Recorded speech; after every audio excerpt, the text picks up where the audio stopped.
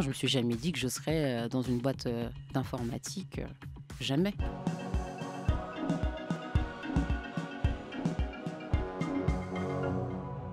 Double championne de France de triple saut et aujourd'hui chef de projet digital chez Capgemini. Jamais elle n'a abandonné ses études et jamais elle n'a cessé de se former. Voilà une trailblazer comme on les aime ici sur Way. Ces pionniers qui défrichent toujours de nouveaux chemins. Amanda Ouedraogo est avec nous. Bonjour et bienvenue sur Way. Bonjour Charlotte. Très heureuse de vous avoir avec nous. Lui aussi est un trailblazer, l'un des premiers utilisateurs et fans. C'est d'ailleurs marqué sur son sweatshirt, donc on ne peut pas le louper. Bonjour Jean-Michel Boujol. Bonjour Charlotte. Salesforce MVP Hall of Fame, Salesforce Einstein Champion, c'est quoi tout ça? Alors en fait, ce sont des titres qui nous sont donnés par Salesforce à partir du moment où on a beaucoup d'actions dans la communauté, on fait beaucoup de choses, on crée des événements, qu'on a des groupes, qu'on anime un petit peu cette communauté. Salesforce est là pour aussi aider et donner des titres qui permettent de représenter ce qu'on peut être et donc d'être plus à même de répondre à des questions comme je le fais aujourd'hui par exemple. Fondateur de ShareInPeak, start-up française qui propose de doter l'écosystème Salesforce d'un hub d'images. Et avec vous, grâce à vous, on va comprendre pourquoi quelqu'un comme Amanda est l'incarnation parfaite de ce qu'on appelle un trailblazer, un aventurier du digital. Comment et pourquoi ils utilisent les outils Salesforce et pourquoi c'est au service de leur carrière surtout. Amanda, on va parler avec Jean-Michel un peu plus tard de votre métier, de votre carrière dans le digital, mais moi, votre parcours, il me fascine dès le départ. C'est-à-dire que vous êtes une championne d'athlétisme de très très haut niveau, mais dès le début de cette carrière dans l'athlétisme, cette carrière de sportive, vous n'avez jamais abandonné vos études. Pourquoi? Parce que je savais très bien qu'à un moment donné, ça allait se terminer. Et je voulais pas me retrouver comme pas mal d'athlètes, disons, en difficulté après une carrière terminée ou une blessure, puisque la blessure fait partie aussi de l'athlète, de la carrière d'une athlète.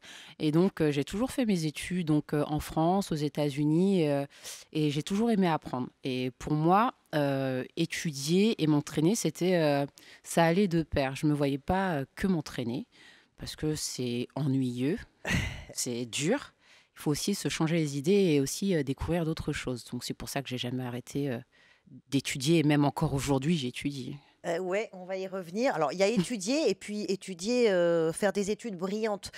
Vous êtes diplômé à Nanterre, à la Paris School of Business, à la Abilene Christian University, au Wesley College de Dover, Delaware. Vous y avez été, hein, et pas qu'un peu. Ouais. Vous saviez où vous vouliez aller en cumulant tous ces diplômes? Ah non, pas du tout. Je pense que c'est le destin qui a fait que j'en suis arrivée là. Donc, en fait, j'ai commencé par une licence de droit.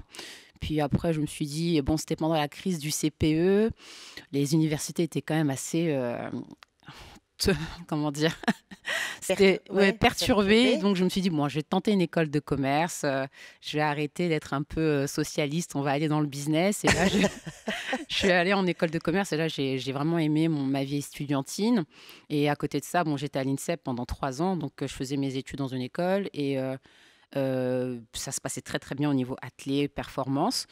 Mais j'étais démarchée par des universités américaines pour aller étudier aux États-Unis et allier ma carrière sportive. Et je me suis dit, pourquoi pas, puisque à cette époque-là, on était 2009-2010, donc la crise des subprimes qui frappait en France, donc pas forcément d'emploi. Et là, je me suis dit, qu'est-ce que je fais? On y va. Voilà, je me suis lancée, tout simplement. C'est juste le destin. Le destin qui vous amène petit à petit vers la tech. Mais est-ce que vous aviez le profil? Est-ce que vous le saviez au moins que vous aviez le profil? Non, pas du tout. Mais c'est juste la vie qui fait que, voilà, des fois, on a un plan, souvent. On se dit, voilà, je vais faire ça. C'est comme on est des jeunes femmes, on se dit, allez, à 20 ans, je me marie, j'aurai des enfants, je vais travailler, je serai dans un bureau, blablabla. Et puis en fait, non, pas du tout. Il y a toujours quelque chose qui vient tout chambouler. Non, mais ma question, c'est est-ce que vous vous dites, comme beaucoup, et notamment comme beaucoup de femmes, la tech, au secours, c'est pas pour moi? je suis pas faite pour ça, j'y arriverai jamais, parce que c'est ça les clichés qu'il Oui, faut... moi là-bas, je suis pas une scientifique. Donc pour moi, c'était quelque chose de lointain. Je me suis jamais dit que je serais là-dedans. Et comme c'est quelque chose de scientifique et je suis pas vraiment une scientifique, je suis plus littéraire. Non, c'était. Mais je l'ai découvert au fur et à mesure aux États-Unis. Mais en France, non, je me suis jamais dit que je serais dans une boîte d'informatique. Jamais. Et c'est ce qui vous a amené petit à petit vers votre métier, le CRM donc, C'est ça. et Salesforce. C'est ça, tout à fait. Donc, je suis revenue parce que je suis partie aux États-Unis en 2009-2010. Je suis revenue en 2015 en France. J'ai eu un travail, un CDD, donc je reviens, c'est un peu difficile de se réadapter. Et puis, j'ai intégré un parcours qui accompagne les femmes dans la reconversion du numérique avec Social Builder. Et on a démarché pas mal. Étincelle Booster, ça s'appelle. Ouais, c'est le programme. Ouais. Et la start-up s'appelle Social Builder. Et on a commencé à démarcher des entreprises du numérique, de l'informatique, pour connaître un peu leur métier et savoir ce qu'ils proposaient, juste pour nous ouvrir, parce que la plupart d'entre nous, on avait un peu les chakras fermés. Donc, on est allé vers ces entreprises pour savoir où on pouvait trouver notre place. Et c'est comme ça que j'ai atterri chez Salesforce, où ils ont présenté leur métier. Et j'ai rencontré des personnes qui m'ont permis un peu de m'expliquer, oui, mais tu peux faire ça, il y a cette plateforme qui peut te permettre de faire ça. Et je me suis dit, ah ok. Et puis, de fil en aiguille, je me suis baladée sur Trailhead. Et puis voilà, je suis là aujourd'hui. Trailhead, c'est la plateforme d'apprentissage de Salesforce. On va en reparler un peu plus. Jean-Michel, ce genre de parcours, il vous étonne, il vous épate. C'est un parcours typique ou atypique de ceux qui arrivent finalement à la CRM? Alors, le bonheur qu'on peut avoir à travailler dans ce monde-là, c'est justement de rencontrer des gens qui ont des profils tout à fait différents. Il y a une manière d'appréhender l'outil qui est comment je comprends un business et comment j'amène l'outil à être utile pour le business. Ça peut paraître très technique lorsqu'on regarde ce qu'on va devoir faire, mais au final, il y a surtout des briques logiques, des approches qui sont comme l'abnégation qu'on peut retrouver dans le monde sportif, ou la compréhension de ce besoin d'être organisé pour pouvoir atteindre un but. Je connais par exemple quelqu'un qui est architecte, qui est en train de se reconvertir en se basant sur ses fondations à lui en tant qu'architecte pour construire un type de profil qui va être très intéressant aussi dans ce monde de la gestion de Donc, projet. ce que vous nous dites, c'est que c'est pas forcément des compétences scientifiques, c'est différentes compétences qui peuvent... Absolument, voilà. absolument. Chaque compétence a une richesse et en plus, on a le bonheur avec des outils comme Trailhead d'avoir un accès à des formations qui vont vous permettre de découvrir des parcours différents. Alors, il y a des parcours qui sont très techniques, qui sont très proches du développement. Et au contraire, il y a des parcours qui sont plus dans la logique, dans la construction de ce qui va réorienter une entreprise, réorganiser une entreprise grâce à l'outil sur lequel on peut se baser. Trailhead, vous l'avez beaucoup utilisé et vous continuez de l'utiliser. Pourquoi, Amanda? Parce que ça me permet, parce qu'il faut savoir que Salesforce sort des releases plusieurs fois dans l'année. Ouais. Donc, en fait, c'est des montées de version, des innovations, de fonctionnalités sur la plateforme. Et ça me permet de rester un petit peu à la page.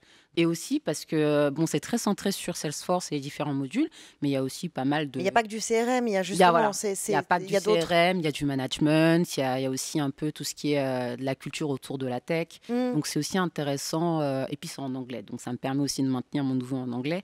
Mais c'est aussi... ça me permet juste de prendre connaissance des nouvelles fonctionnalités que je peux aussi proposer aux clients dans mon métier. Vous êtes aujourd'hui consultante pour Capgemini avec différentes missions, la plus récente pour Engie par exemple. En quoi consiste votre métier exactement? Alors actuellement, j'ai une mission de proxy product owner, donc ça peut paraître compliqué, mais on va faire simple. Je suis juste consultante fonctionnelle. Moi, le but du jeu, c'est vraiment de cadrer le besoin du client. Donc je vais rédiger des petites histoires qui vont expliquer la fonctionnalité et pour la transmettre aux développeurs pour qu'ils puissent l'implémenter. Et cette mission, elle est super intéressante. Pourquoi? Parce que, on touche au module Sales, Service, mais on a une brique Velocity et dans nos DevOps, on utilise du Copado. Donc je dis, mais attends, c'est trop bien. Alors là, j'ai besoin de j'ai besoin de mon Trailblazer de choc pour nous décoder tout ça. Ouais, tout à fait. Donc Copado, déjà, tu te bases sur un outil qui est DevOps, donc qui va aider la mise en œuvre des développements, assurer une qualité, hein, si j'essaie de traduire pour les gens qui sont pas les mains dans le cambouis comme nous on peut l'être.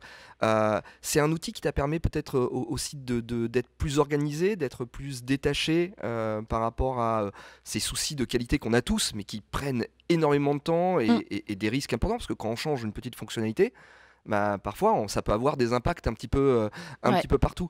Ça a été une découverte, c'est la première fois que tu utilisais cet outil-là? Alors, je le découvre au fur et à mesure, mais je sais qu'à terme, c'est censé quand même nous faciliter les livraisons en production et surtout la qualité.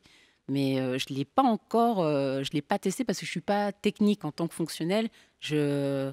Mais on sent que c'est un lien entre la partie développement où Copado est universalisé, utilisé énormément. Hein. C'est un outil qui est d'abord fait pour les développeurs. Et moi, je trouvais ça très intéressant de voir à quel point ça devenait aussi un outil pour toi et qui te permettait aussi peut-être de discuter mieux avec eux ou d'avoir une relation avec eux sur des bases sur lesquelles pas encore parce que j'aurais dit j'aimerais bien apprendre justement à faire des packages Copado parce que aujourd'hui, avant, je configurais et puis voilà, on livrait à la mano. Mais là, il y a un package de Copado qu'il faut faire avec des US. Il faut bien rédiger toutes les métadatas pour pas qu'il y ait de problème.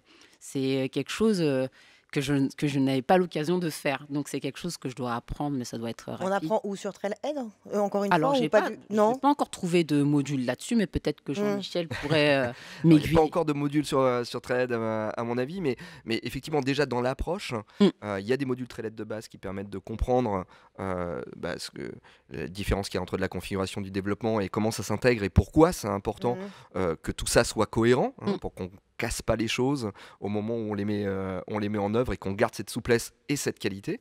Et puis Copado, c'est un outil de l'AppExchange, donc qui a ses propres outils de formation. l'AppExchange, c'est cette marketplace de Salesforce dans lequel on va trouver tous ces outils-là. Ouais. Amanda, qu'est-ce qui vous plaît dans ce métier, celui que vous avez découvert finalement et dans lequel vous continuez de vous former, parce que c'est ça qu'on comprend, d'ajouter à chaque fois des nouvelles compétences, des nouvelles briques. Qu'est-ce qui vous plaît, vous qui avez été, vous faisiez le parallèle entre le sport et vos études. Vous étiez à l'INSEP en équipe, aujourd'hui vous travaillez aussi dans cet écosystème. C'est le travail d'équipe qui vous plaît? C'est quoi? C'est de trouver des solutions? Alors, il y a beaucoup de choses qui me plaisent. Tout d'abord, le travail d'équipe. Moi, je travaille avec une équipe qui est formidable. Et là, je suis en vacances depuis hier. Et je leur ai dit, vous allez me manquer parce qu'il y a de l'animation. Hein. C'est surtout quand il y a des deadlines, on sent la tension monter. Ça part un petit peu. Il y a du challenge. Il faut retrouver le challenge. Il y a du challenge. Il y a beaucoup de challenge, autant sur le niveau d'apprentissage. Copado, je ne connaissais pas. Je le découvre. Velocity, je ne le connaissais pas du tout. Je découvre. Donc, j'apprends. C'est des nouvelles fonctionnalités, des nouveaux, on va dire, on va pas dire plugins, mais bon. Le terme en français, je suis désolée, je ne le connais pas.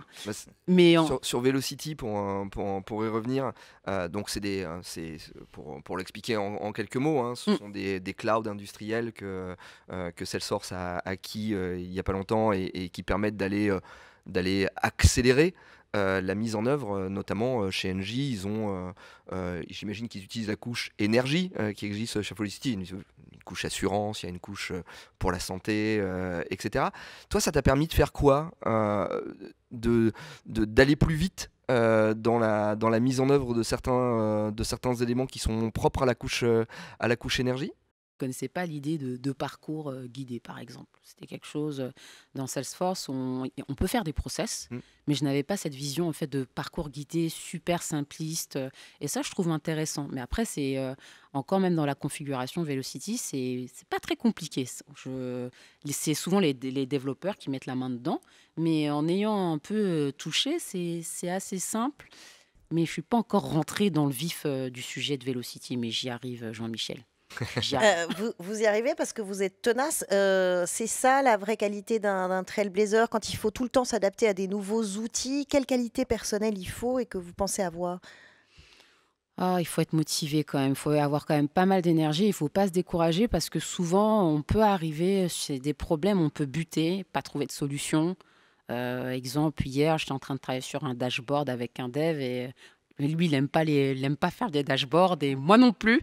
Donc, un tableau de bord. C'est un Ouais. tableau de bord avec des rapports et bah, c'est frustrant, mais en même temps, quand on y arrive, bon, on a une certaine une satisfaction. Mhm, Donc, vous voyez, il y a de la négation, il y a de la patience, il y a de l'énergie aussi, parce qu'il mhm. faut rechercher, pas que sur Treled, mais aussi solliciter les bonnes personnes. Parce Ouais. qu'on travaille aussi avec des architectes, Velocity, Salesforce. Donc Ah, il quand y a on une bloque, collaboration, oui, ouais, il il y y a a une un travail de collaboration, oui, c'est ce qu'on on comprend. est une équipe, il y a la communauté, c'est sûr, il y a la communauté Salesforce en ligne. Quand on ne sait pas, Voilà. on pose des questions. Il y a toujours des articles sur un problème, mais voilà. Merci Amanda et merci Jean-Michel d'être venu nous parler de tous ces outils, de votre passion, ce qui fait de vous de vrais trailblazers. Donc vous avez toute votre place ici quand vous voulez sur Way.